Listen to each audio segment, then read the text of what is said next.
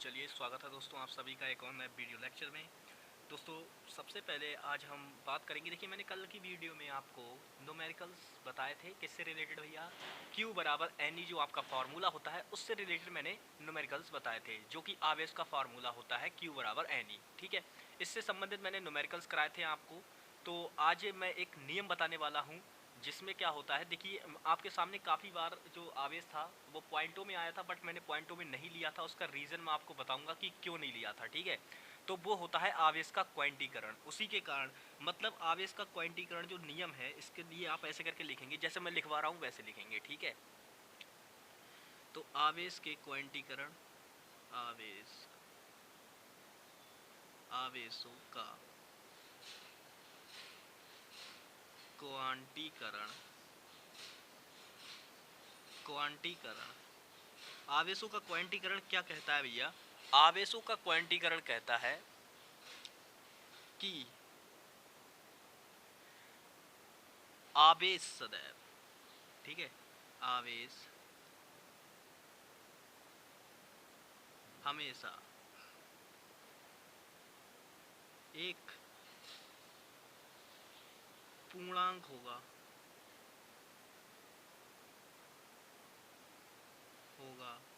आवेश न कभी दशमलव तथा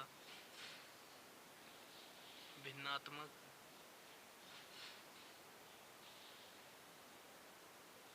रूप में नहीं होगा।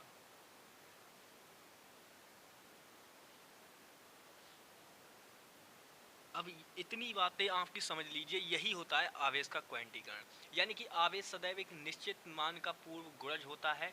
और एक बात ध्यान रखना, ये सदैव क्या होता है? एक पूर्णांक होता है। चाहे भले ही कुछ भी हो, आप पूर्णांक जानते हो, तो आवेश का जो मान होता है वो जीरो नहीं होगा। एक बात ध्यान रखना, क्योंकि जीरो पूर्णांक होता है। आप बोलोगे जीरो तो एक पूर्णांक होता है, लेकिन जीरो मान नहीं होता है। ठीक है, एक बात ध्यान रखना ये। ठीक है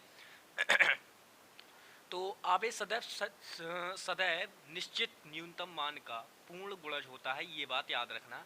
ये तो पहली डेफिनेशन थी। ये वो डेफिनेशन थी जो आपको याद होनी चाहिए। अगर ये डेफिनेशन याद है तो समझ लीजिए आप एग्जाम में आराम से आवेश का क्वांटीकरण नियम अगर लिखने के लिए आ गया तो आप आराम से लिख दोगे। ठीक है तो इसके बाद अब दूसरे हम बात करते हैं दूसरे गुण की। दूसरी डेफिनेशन क्या है? एक और इसके बाद डेफिनेशन आती है। अगर वो आपसे, देखिए ये वाली जो है वो परंपरागत डेफिनेशन है आवेश के क्वांटीकरण की, जो कि एग्जामिनर को बहुत पसंद आती है। तो आप ये वाली लिखिएगा एग्जाम में, वो मैंने समझाने के लिए बताई थी। ठीक है, कि आवेश का जो मान होगा वो एक पूर्णांक होगा, कभी भी ना तो भिन्नात्मक होगा और ना दशमलव में होगा।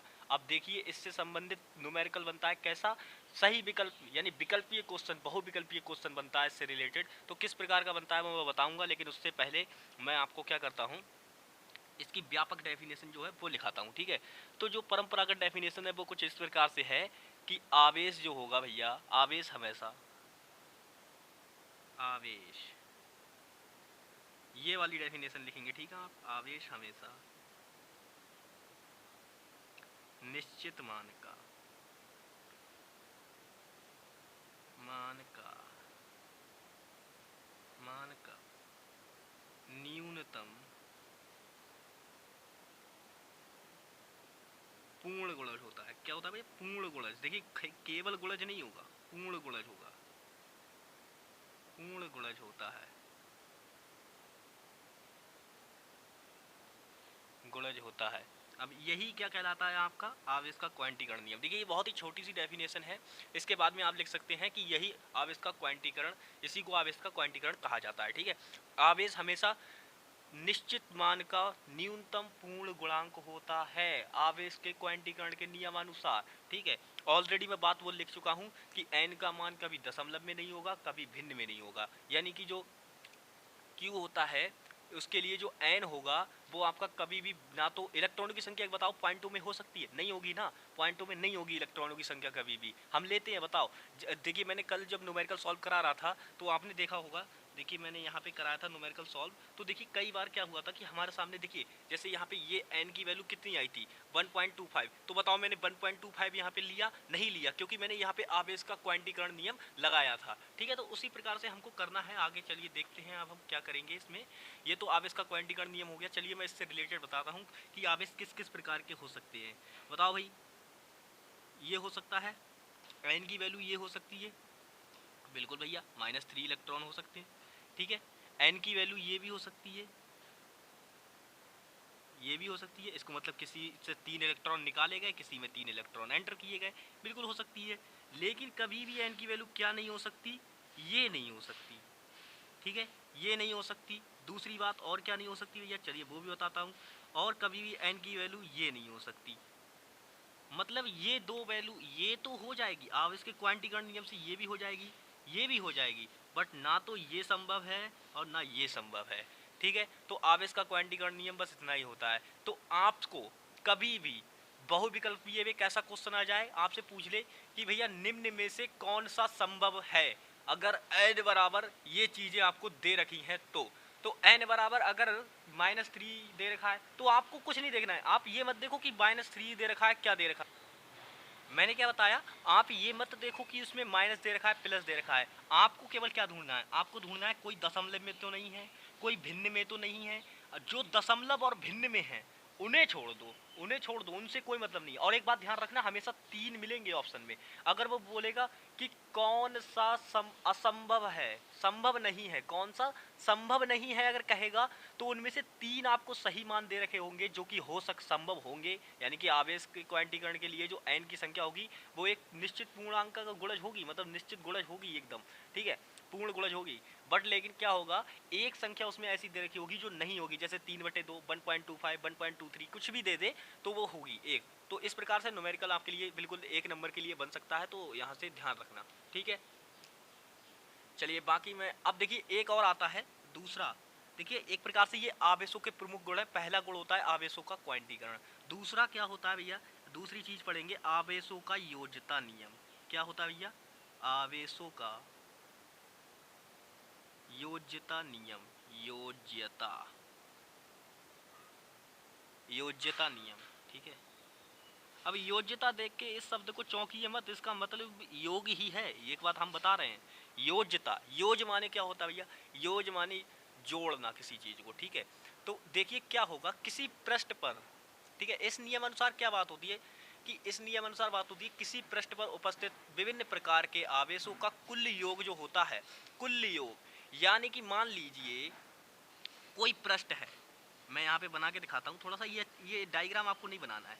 ये कोई पृष्ठ है, मान लीजिए ये कोई पृष्ठ है, इस पर क्या है, ये आपका Q1 आवेश है, यहाँ Q2 हो गया, यहाँ Q3 हो गया, यहाँ Q4 हो गया, यहाँ Q5 हो गया। मान लीजिए ये इस प्रकार से यहाँ यहाँ हर जगह आवेश है, मैंने सिर्फ 5 दर्शाए हैं, कोई बात नहीं है।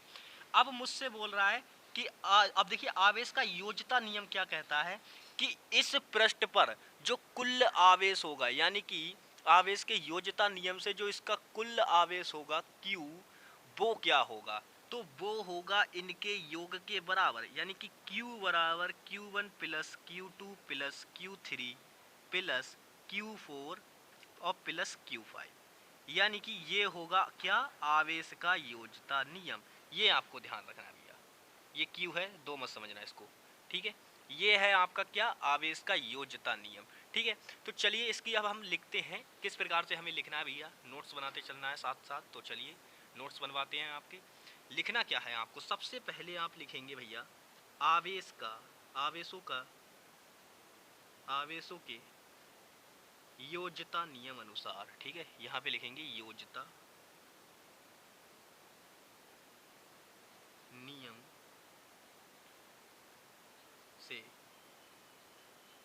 आवेश के योज्यता नियम से। अब आवेश के योज्यता नियम से क्या बात हुई थी भैया, आवेश के योज्यता नियम से बात हुई थी कि किसी पृष्ठ पर, ठीक है, किसी पृष्ठ पर, किसी पृष्ठ पर उपस्थित विभिन्न प्रकार के प्रकार के आवेशों का योग, आवेशों का योग क्या कहलाता है भैया? योज्यता नियम कहलाता है। आवेशों का योग जो होता है वही क्या कहलाता है? आपका योज्यता नियम कहलाता है। योज्यता नियम कहलाता है। ठीक है, ये है भैया, ये है। चलिए अब इससे आगे हम बात करते हैं, आगे क्या बात होने वाली है भाई हमारी। ये तो था आवेश का योज्यता नियम। मैं एक बार फिर से यहाँ पे बना देता हूँ। जो Q इक्वल टू होगा वो आपका क्या होगा? मान लीजिए कोई पृष्ठ है, उस पर Q1 Q2 Q3 Q4 Q5 यानी कि 5 अलग अलग आवेश प्रकार के आवेश रख रखे हैं। विभिन्न प्रकार के मतलब अलग अलग प्रकार के। तो यानी कि Q1 plus Q2 plus Q3 plus Q4 plus Q5, ये आपका आवेश का योज्यता नियम कहलाएगा। ठीक है, अगर मान लीजिए अब इससे संबंधित हम न्यूमेरिकल किस प्रकार से करेंगे, अब बात यहाँ पर आती है हमारे लिए। तो ध्यान रखिएगा, जब भी क्या हो, आपसे कोई भी क्वेश्चन कर दे कि भैया एक घनाकार पृष्ठ है जिस पर कोई विभिन्न प्रकार के आवेश जैसे 2 कूलाम 3 कूलाम 4 कूलाम 5 कूलाम क्रमशः उपस्थित हैं, तो आपको बताना है उन पर कुल आवेश क्या होगा। अरे भाई सिंपल, छठे सातवें आठवें की बात है, जोड़ करना है और कुछ नहीं करना है, जोड़ करना है और कुछ नहीं करना है। लेकिन ऐसे नहीं कि आपने देख लिया सारे नंबर, हाँ 2 4 6 8 10 सबको जोड़ दिया, लो लिख दिया भैया आंसर ये हो गया कुल आवेश। ऐसे नहीं, सीक्वेंस तो फॉलो करना पड़ेगा, सीक्वेंस फॉलो करना पड़ेगा, वरना आपको अगर 2 नंबर का सवाल होगा तो आधा नंबर भी नहीं देगा। वो देख के कहेगा कहेगा अरे यार ये तो बिल्कुल सिंपल, इसने वैल्यू उठा दी पुट कर दी बस बात खत्म। ऐसा नहीं होगा, आपको बिल्कुल नियम से चलना है। देखिए एक न्यूमेरिकल इससे बताता हूँ क्योंकि ये ज़्यादा कठिन चीज़ नहीं है, जो इससे मैं 5 रिलेटेड न्यूमेरिकल बताऊँ आप एक ही में समझ जाओगे। ठीक है, तो एक लेते हैं इसका न्यूमेरिकल भैया, आवेश के योज्यता नियम पर आधारित एक न्यूमेरिकल हम ले लेते हैं। पहला न्यूमेरिकल यही है और ये पहला ही लास्ट होगा, एक बात ध्यान रखना। फॉर्मूला आपके सामने शो हो रहा है, यही फॉर्मूला लगेगा और कुछ नहीं। मैं कोई घनाकार पृष्ठ लेता हूँ, एक घनाकार पृष्ठ, एक घनाकार पृष्ठ जिस पर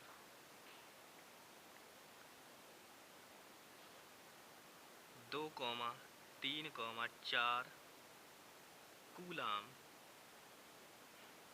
क्रमशः आवेश उपस्थित हैं, कुल आवेश की गणना करें।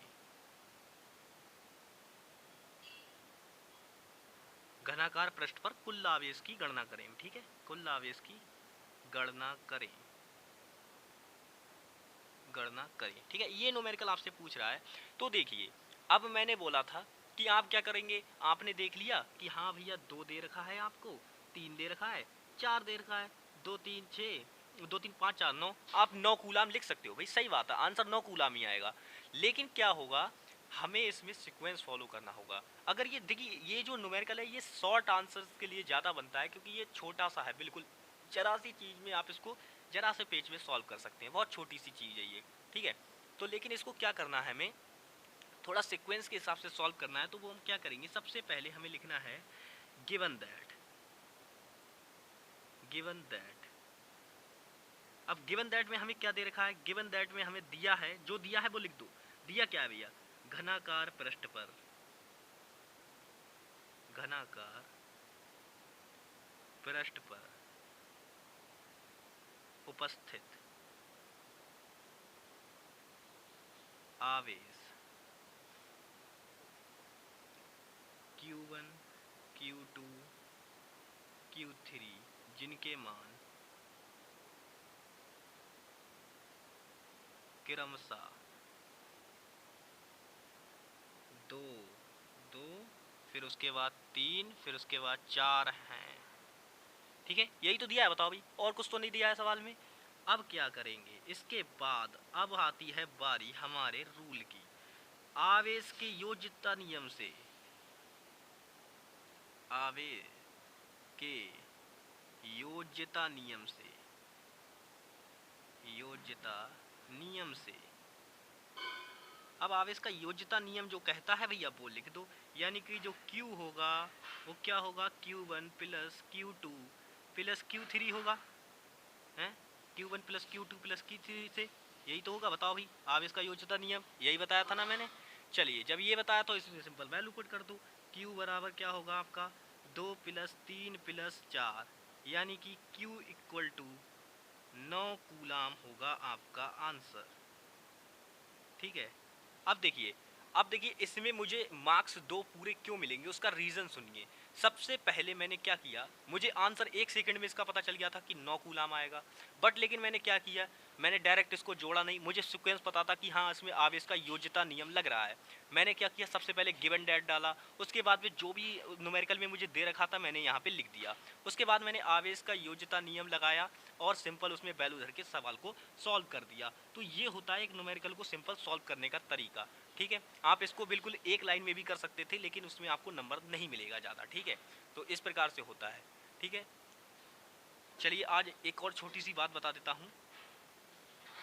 ये आप न्यूमेरिकल समझ गए होंगे और कर लीजिएगा इसको, बहुत आराम से हो जाएगा ये। ठीक है, एक छोटी सी बात और बता देता हूँ, ध्यान रखना, ये हमेशा पूछ ली जाती है कि आवेश का वेग पर प्रभाव पड़ता है या नहीं पड़ता है। तो ध्यान रखना, आवेश पर ध्यान रखना कि आवेश पर वेग का कोई प्रभाव नहीं पड़ता है। ठीक है, ये बात लिख लेना, अलग नोट डाल के लिख लेना इस बात को।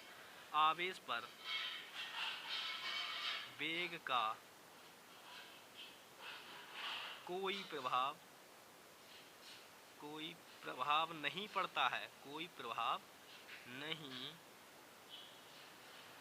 पड़ता है। ठीक है, आवेश पर वेग का कोई प्रभाव नहीं पड़ता है। आई होप कि मेरा मार्कर यार क्या हो गया, चल नहीं रहा है। ठीक है, चेंज करते हैं इसको, दूसरा इस्तेमाल करते हैं इसकी जगह पे।